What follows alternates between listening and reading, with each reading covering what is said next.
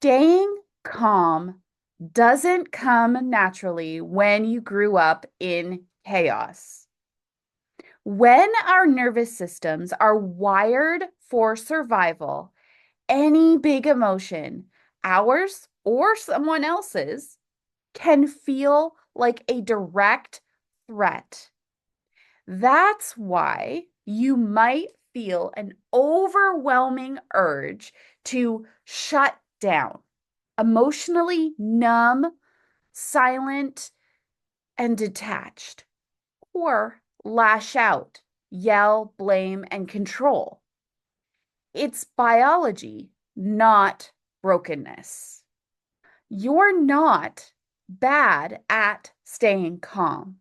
You're under equipped for what your body perceives as a danger zone. But I've got good news for you.